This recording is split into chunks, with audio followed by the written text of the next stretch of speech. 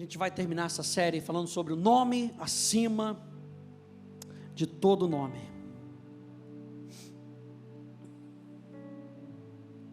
E a gente tem visto que o nome de Jesus está acima de todo nome, de toda enfermidade, de toda dor, de toda crise, de toda falta. O nome de Jesus está acima. Na semana passada, a gente falou que a nossa autoridade estava ligada à nossa nova natureza. Nós temos autoridade porque nós somos filhos. Quantos filhos de Deus nós temos aqui? Amém, glória a Deus. Nós temos autoridade porque nós somos filhos. Outra coisa que a gente falou é que a nossa autoridade está ligada à nossa missão. Eu e você, como filhos, nós temos uma missão.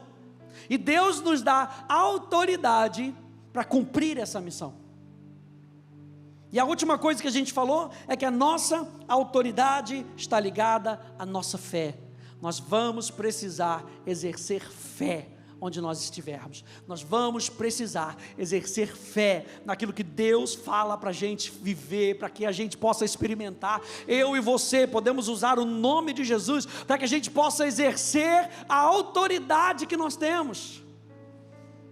Colossenses capítulo 3 vai nos dizer mais um ponto sobre a nossa autoridade. Colossenses capítulo 3, no verso 16.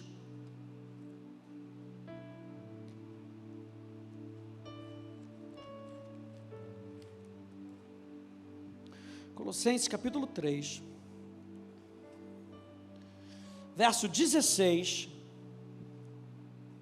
e verso 17, diz assim: que a palavra de Cristo habite ricamente em vocês. Quantos aí querem isso nessa noite?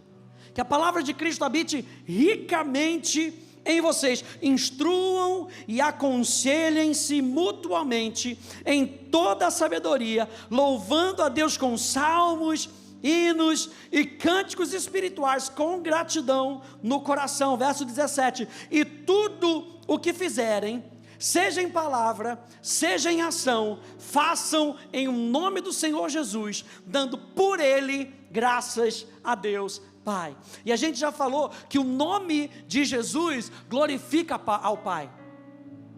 O objetivo maior de nós usarmos o nome de Jesus não é para conquistar coisas. O objetivo maior da nossa vida, ao usarmos o nome de Jesus, é com que o nome do Pai seja glorificado, seja exaltado, e as pessoas possam reconhecer quem é o nosso Deus. Mas para que nós tenhamos a autoridade do céu em tudo o que fizermos, precisamos prestar atenção nesse último tópico hoje, gente. Cereja do bolo, aquela fitinha na caixa do presente, para dar aquele toque final, porque a nossa autoridade está ligada à verdade que vivemos.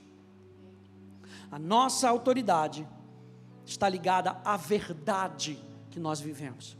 Então nós falamos que a nossa autoridade está ligada sim à nossa nova natureza, está ligada sim à missão que nós temos, está ligada sim à fé que nós exercemos, mas existe um quarto ponto que fundamenta toda a nossa vida. A nossa autoridade está ligada à verdade que vivemos. E Paulo aqui em Colossenses, no versículo 16, ele já começa aqui, esse versículo, de maneira triunfante, para dizer que a palavra de Cristo, ela possa ser implantada, ela possa ser, como é que diz aqui, que a palavra habitada, ela possa habitar no coração de vocês, ricamente.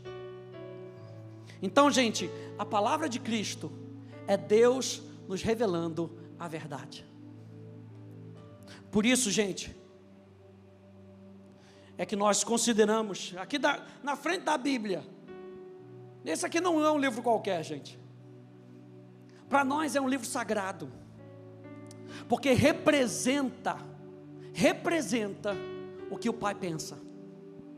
Representa a maneira como Deus quer com que a gente viva. Através desse livro nós podemos aprender como Deus pensa, como Deus age, como Deus quer agir na nossa vida. Timóteo vai nos lembrar disso, estou me lembrando aqui agora. Livro de Timóteo.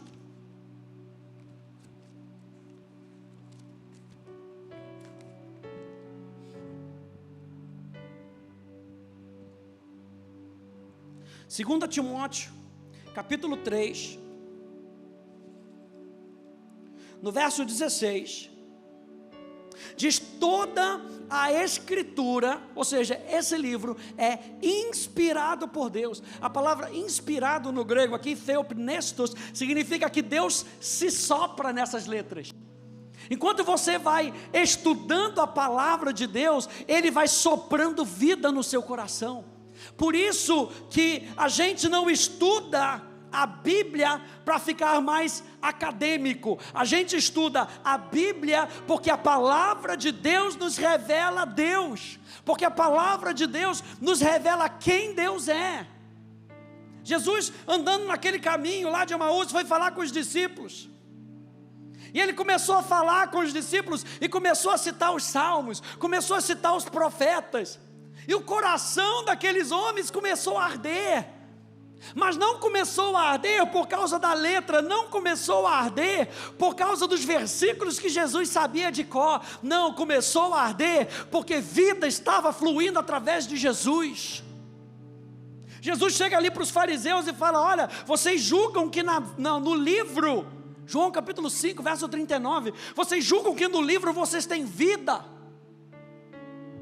e vocês fazem muito bem, vocês estão falando bem, só que vocês não vêm a mim, versículo 40, para terem vida. Então a Escritura, ela tem que nos levar para o colo do Pai, como a gente cantou aqui hoje. As Escrituras, ela tem que nos levar para nós experimentarmos Deus. E aqui, 2 Timóteo capítulo 3, verso 16, vai nos lembrar isso. Toda a Escritura é inspirada por Deus e útil para o ensino, para a repreensão, para a correção, para a educação na justiça, a fim de que o servo de Deus seja perfeito e perfeitamente habilitado para toda boa obra. A palavra de Cristo é Deus nos revelando a verdade. Que a palavra de Cristo habite ricamente no coração de vocês. Esse verso 16 está ligado com 17. E tudo aquilo que vocês falarem, tudo aquilo que vocês fizerem, façam em nome de Jesus, façam para a glória do Pai. Mas o que eu vou falar se eu não estiver cheio? Então o apóstolo Paulo está lembrando: gente, quando vocês estiverem cheios da verdade, vocês vão falar a verdade, vocês vão viver a verdade, e quando nós vivemos a verdade, eu tenho autoridade para usar o nome de Jesus, e isso vai glorificar ao Pai. É nessa conexão, João capítulo 15, gente, vamos ficar ligados na videira, fica pertinho da videira, conectado com a videira.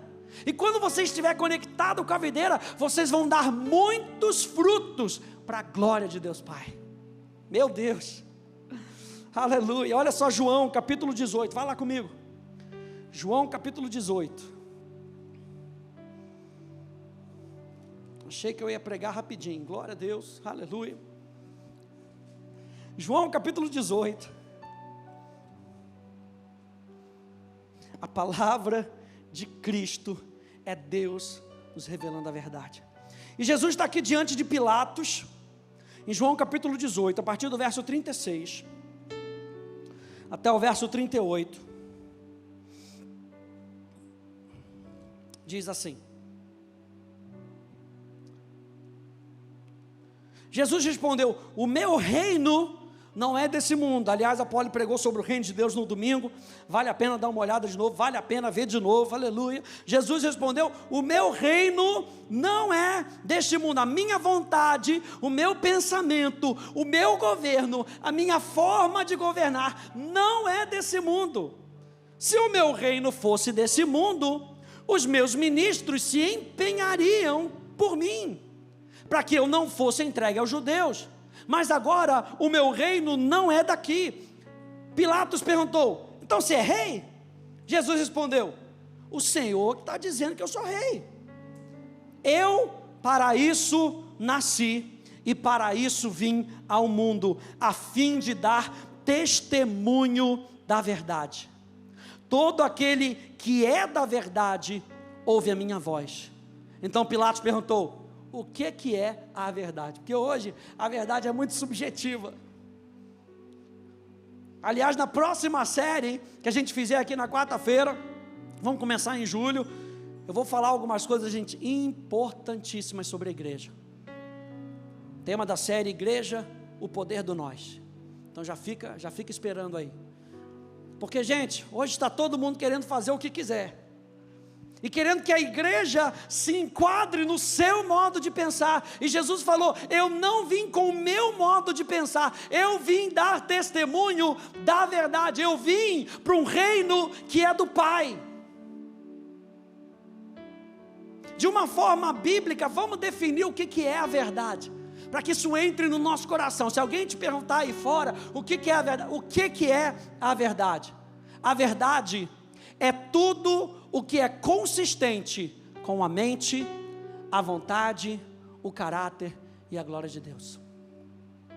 A verdade é tudo o que é consistente com a mente, a vontade, o caráter, a glória de Deus. Então quando Jesus falou, eu vim para dar testemunho da verdade, Jesus estava dizendo, eu vim para dar testemunho daquilo que está na mente do Pai, daquilo que é a vontade do Pai. Eu vim dar testemunho do caráter do Pai. Tanto que Filipe chega para ele e fala, Jesus, mostra-nos o Pai. E Jesus vira para Filipe e fala, Filipe, eu estou contigo há tanto tempo, será que já não é evidente que a verdade está fluindo através de mim, para que você possa já conhecer como o Pai pensa, como o Pai fala, a vontade, a mente, o caráter? Pede pelo menos, pensa pelo menos, vê pelo menos através das minhas atitudes, através da glória que eu dou para o Pai. Então, gente, a verdade não é subjetiva, a verdade não é uma construção cultural consensual, a verdade não é um conceito inválido, ultrapassado, irrelevante. A verdade é a autoexpressão de Deus. Definição simples, o que é a verdade? A verdade é a autoexpressão de Deus. Por isso, Jesus era cheio de graça e de verdade, porque Ele era a imagem expressa de todo o ser de Deus. A verdade é, portanto, teológica, porque revela quem Deus é. Isso eu acho interessante. Lendo o livro de Teologia Sistemática, no prefácio, o livro dizia assim, para resumir, ele dizia assim, toda teologia que nós fizermos, e a teologia é o estudo acerca de Deus. Então toda vez que nós estamos estudando a Bíblia, de uma certa forma, nós estamos estudando um pouco de teologia, nós estamos estudando acerca da pessoa de Deus. Só que a teologia, diz esse teólogo, deve nos aproximar de Deus. Então todo estudo que nós fizermos acerca de Deus deve ser para com que eu conheça Ele mais intimamente. Você está aprendendo, você está fazendo atos, você está aprendendo para conhecer Deus mais intimamente. Essa é a verdadeira teologia. A gente não pode ter medo da palavra teologia como se fosse um bicho papão. Não, é estudar acerca de Deus. Eu amo estudar acerca de Deus, porque quando eu busco Deus através das Escrituras, Ele se revela para mim. E Ele se revela sendo a verdade. A verdade então é teológica, porque revela quem Deus é. É a realidade que Deus criou e definiu, e sobre a qual Ele governa. A verdade é a realidade que Deus criou e definiu, e sobre a qual Ele governa. A Bíblia diz que Jesus chamou a si mesmo de verdade, estava cheio de verdade, disse a verdade, e cujas palavras são verdadeiras, ensinou o caminho de Deus em verdade, ensinou sobre a verdade, e nos deixou o Espírito da verdade, que nos guiará em toda a verdade. Não se preocupa, toda a referência bíblica vai estar lá no manual, para você baixar depois. Mas Jesus, ele estava cheio de verdade. Se ele estava cheio da verdade, gente, se habitava nele ricamente a verdade, o que ele falava? Ele falava a verdade. Eu acho interessante que no final do Sermão da Montanha, se depois você for ler lá, Mateus capítulo 5, capítulo 6, capítulo 7, no finalzinho, verso 28 e 29, diz que as multidões estavam maravilhadas com a sua doutrina, ou seja, com aquilo que Jesus ensinava, porque ele as ensinava como quem tem autoridade e não como os escribas. O que estava registrado aqui pelo evangelista Mateus? Que Jesus ensinava pela autoridade da verdade. Jesus não ensinava aquilo que os homens queriam ouvir. Jesus ensinava a verdade. Jesus tinha um compromisso com o Pai. Jesus tinha um compromisso com o caráter de Deus, e é o nosso, aleluia, é o nosso compromisso com a verdade que ajuda as pessoas a verem Jesus, a verem o Pai.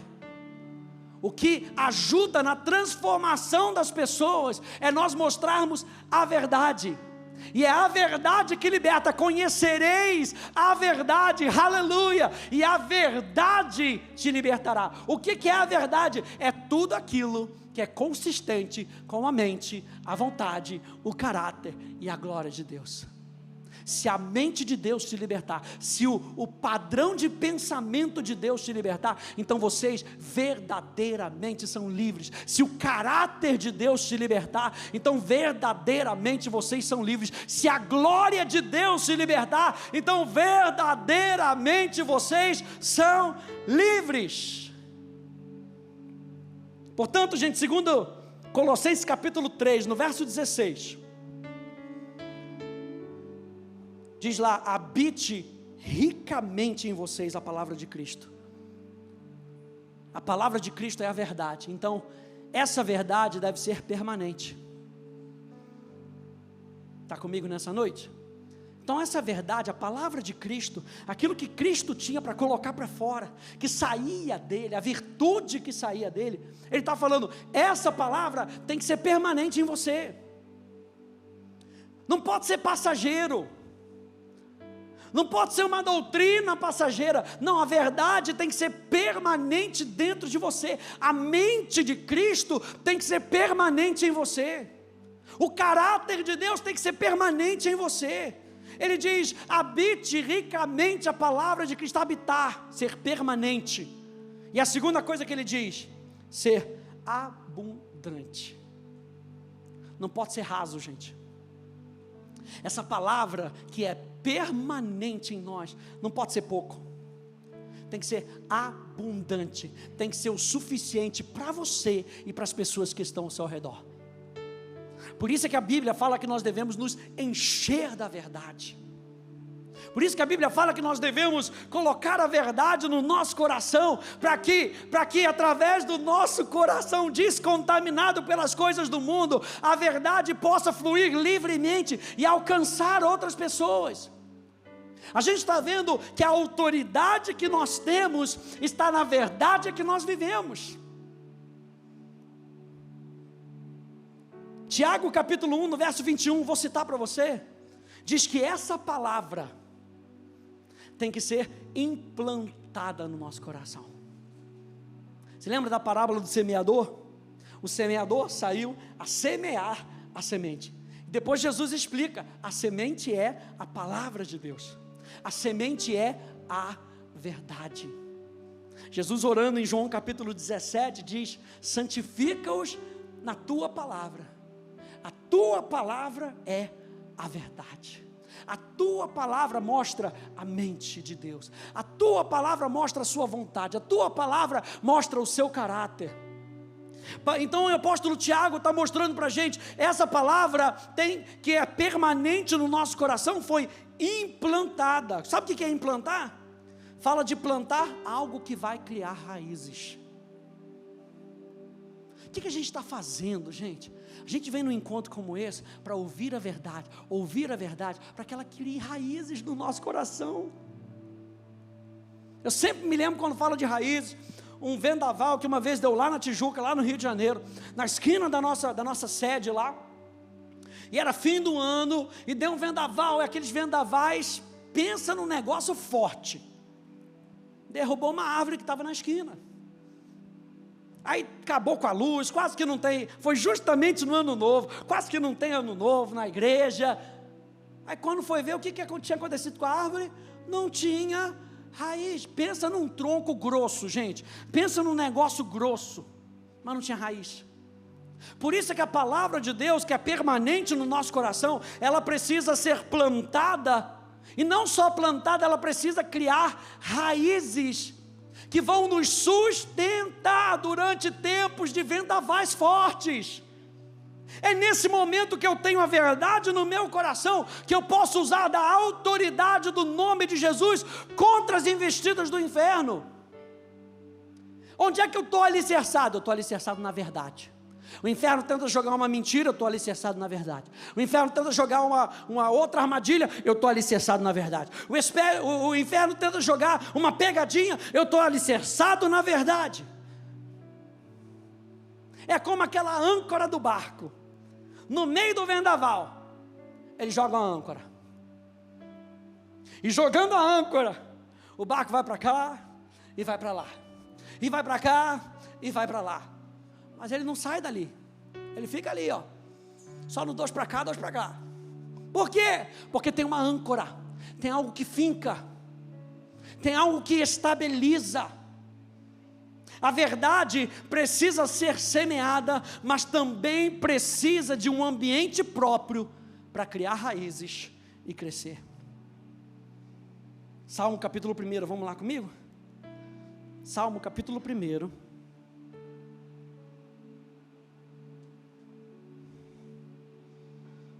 Aleluia. A verdade é tudo o que é consistente com a mente, a vontade, o caráter e a glória de Deus. Salmo capítulo 1, verso 2 e verso 3. Ele está falando daquele homem que não anda segundo o conselho dos ímpios, que não se detém no caminho dos pecadores, não se assenta na roda dos escarnecedores. Verso 2, pelo contrário, o seu prazer está onde? Na lei do Senhor. O seu prazer está na palavra de Deus. O seu prazer está na verdade. E nessa verdade, o que ele faz? Ele vai deixando criar raízes. Ele medita de dia e de noite. Quando você está meditando na palavra, sabe o que você está fazendo? Você está criando raízes. Neurologicamente, você vê aquelas sinapses, e aquelas sinapses são como árvores, e quando você vai pensando, cada vez mais que você vai pensando, essas sinapses vão criando o quê? Galinhos, e você vai vendo lá, você tira uma foto, você procura aí na internet, você vai ver, uma memória, que ela é rápida de ser acessada, é porque ela consegue pegar várias avenidas, e ela consegue chegar rápido. O que Jesus está falando é medita, encha o seu coração, mas quando você estiver enchendo o seu coração, sabe que o seu corpo está se ajustando, para que você possa não somente guardar no coração, mas você vai guardar na sua memória, e na hora de precisar aquela palavra vem do Espírito, e a sua mente não está jogando contra, vem do seu Espírito, e naquele momento vem aquele versículo que você está precisando. Você talvez não tenha criado a sinapse para o endereço do versículo, mas tem algo dentro do seu espírito que lembra que o Senhor é o meu pastor e nada me faltará. Não é um versículo que a gente cita, é uma verdade que está implantada no meu coração. Eu nunca vi o justo desamparado ser, nem a sua descendência mendigar o pão. Isso está tatuado no meu espírito. A verdade tem que estar tatuada no seu espírito, e não tem laser que tira isso de você. O seu prazer está na lei do Senhor, está na verdade. E na sua lei medita de dia e de noite. Verso 3: ele é como árvore plantada junto à corrente de águas, que no devido tempo dá o seu fruto, e cuja folhagem não murcha, e tudo o que ele faz será bem sucedido. E aí, enquanto eu estava meditando, eu me perguntei: por que tudo o que ele faz será bem sucedido? Porque tudo o que ele faz está permeado pela verdade. A palavra verdade, no hebraico, a palavra emet, tem o sentido de fidelidade, algo forte, algo firme. No grego, aletheia tem o sentido de realidade. Por que tudo o que esse homem faz é bem sucedido? Porque dentro dele a verdade é tão firme que o inferno não consegue enganar esse homem. Olha só o que diz Tiago, capítulo 1, verso 21 até o 25, diz: portanto, deixando toda impureza e acúmulo de maldade, acolham com mansidão a palavra implantada em vocês. Não rejeitem a palavra dentro de vocês. O apóstolo Tiago já estava falando de uma palavra implantada, mas não somente uma palavra implantada, ela precisa ser acolhida. Eu preciso ter prazer, e acolher, gente, fala de colocar para perto, sabe? Isso gera prazer no nosso coração. Esse prazer que o salmista está experimentando aqui no Salmo 1, é porque o salmista acolheu a palavra. E mansidão ali, a palavra mansidão, tem sentido de ser ensinável. Vamos ser ensinados pela verdade. A verdade não é o que eu quero ouvir, a verdade não é o que eu acho. A verdade é tudo aquilo que é consistente com a mente de Deus, com o caráter de Deus. Então acolha com mansidão a verdade que foi implantada em vocês, a qual é poderosa para salvá-los. Sejam praticantes da palavra. Olha o Salmo 1 aí: tudo que ele faz será bem sucedido. Então no Salmo 1 ele tem prazer, ele medita, ele acolhe, ele abraça a verdade. Então tudo que ele faz é bem sucedido. Aqui em Tiago, ele com mansidão acolhe a palavra implantada. E aí ele continua dizendo: então sejam praticantes da palavra, e não somente ouvintes, enganando a vocês mesmos. Porque se alguém é ouvinte da palavra e não praticante, assemelha-se àquele que contempla o seu rosto natural num espelho, pois contempla a si mesmo, se retira e logo esquece como era a sua aparência. Mas aquele que atenta bem, olha a meditação, atentar bem, aquele que atenta bem para a lei perfeita, a lei da liberdade. Qual é a lei perfeita? Qual é a lei da liberdade? A verdade. A verdade que liberta, e nela persevera. Olha o permanecer, e nela persevera, não sendo ouvinte que logo se esquece, mas operoso praticante, esse será bem-aventurado no que realizar. Ou seja, tudo o que ele fizer será bem sucedido. No final das contas, gente, o ser bem sucedido em Salmos 1 está relacionado à capacidade da árvore de dar bons frutos. E eu e você fomos chamados para darmos frutos verdadeiros, frutos de verdade e frutos da verdade. É esse o fruto que agrada ao Pai. E eu anotei aqui: e a glória vai para quem plantou a árvore. A glória vai para o agricultor. A Bíblia fala que o Pai é o agricultor. Jesus é a videira verdadeira e nós somos os ramos. Os ramos são produzidos os frutos são produzidos nos ramos, por causa do poder da seiva da videira. Mas se não tiver o cuidado do agricultor, não adianta nada. Ei, Deus está cuidando de mim e de você, para que a gente dê fruto, e o nosso fruto, olha aí mais uma vez, permaneça. Vamos lembrar, Colossenses está dizendo que a palavra de Cristo habite ricamente no coração de vocês. E aí ele conclui no verso 17 dizendo: então tudo que vocês fizerem, lembra do Salmo 1, e tudo que vocês fizerem, Tiago capítulo 1, será bem sucedido em tudo que você realizar, em tudo aquilo que você fizer, em tudo o que fizerem, seja em palavra, seja em ação, façam em o nome do Senhor Jesus, dando por Ele graças a Deus Pai. Vou terminar com esses 2 versículos. 1 Coríntios 10, 31. Portanto, se vocês comem, ou bebem, ou fazem qualquer outra coisa, façam tudo para a glória de Deus. Como é que nós fazemos tudo para a glória de Deus? Quando nós fazemos tudo com base na verdade. Quando o nosso parâmetro é a verdade. Quando o nosso alicerce é a verdade. Olha só o que diz 1 Pedro capítulo 4, verso 11. Diz: se alguém fale de acordo com os oráculos de Deus. Se alguém serve, faça-o na força que Deus lhe dá, para que em todas as coisas Deus seja glorificado por meio de Jesus Cristo, a quem pertence a glória e o domínio para todo sempre.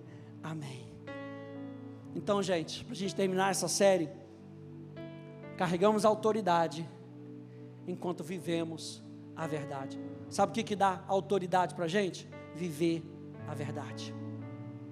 É por isso que alguns homens tentaram expulsar um demônio, e o demônio vira para ele e fala: olha, Jesus eu conheço, Paulo eu também conheço, vocês eu não conheço, porque vocês estão tentando usar de uma autoridade com base numa verdade que vocês mesmos não vivem.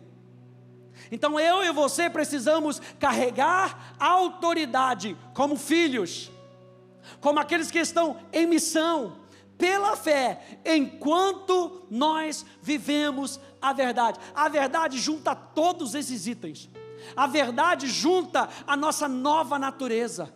Aliás, na armadura do soldado romano, a verdade, o cinturão da verdade, ajustava toda a armadura. Então eu e você precisamos de todas essas realidades. Eu preciso saber que eu sou filho, que eu tenho autoridade como nova natureza, que eu estou em missão. Então Jesus me deu a autoridade, que eu posso exercer essa autoridade pela fé. Mas se eu não tiver a verdade como fundamento, ela não consegue carregar força. Ou seja, nós carregamos a autoridade enquanto vivemos a verdade. Que a gente possa meditar nisso nessa semana e saber que a verdade é a nossa realidade, a verdade é a nossa firmeza. Eu e você não seremos abalados por causa da verdade. Você lembra da casa sobre a rocha, a casa sobre a areia? Do que Jesus está falando? Da prática da verdade. Ele não está falando só de uma revelação, ele está falando da prática da verdade. Eu e você precisamos praticar a verdade. A nossa chamada como filhos de Deus é praticar a verdade. E se Jesus estava cheio de graça e de verdade, Ele nos envia o Espírito Santo, que nos guia em toda a verdade. Ele vai abrir os nossos olhos, para que a gente enxergue a verdade. O que é a verdade? É tudo aquilo que é consistente com a mente de Deus, com a vontade de Deus. É tudo aquilo que é consistente com o caráter de Deus, com a glória de Deus. Isso é a verdade. Se o mundo tenta nos apresentar alguma coisa, bota um label de verdade, será que isso tem a ver com a mente de Deus? Será que essa nova ideia tem a ver com o plano de Deus, tem a ver com o caráter de Deus. Se não tem a ver com o caráter de Deus, não é a verdade. E se não é verdade, não tem meio termo, é engano, é mentira, é falso. 90% não é 100%. A verdade é o único produto, se a gente pode dizer assim, que é 100% verdadeiro. A verdade. A verdade. Amém, gente? Fique de pé comigo, por favor.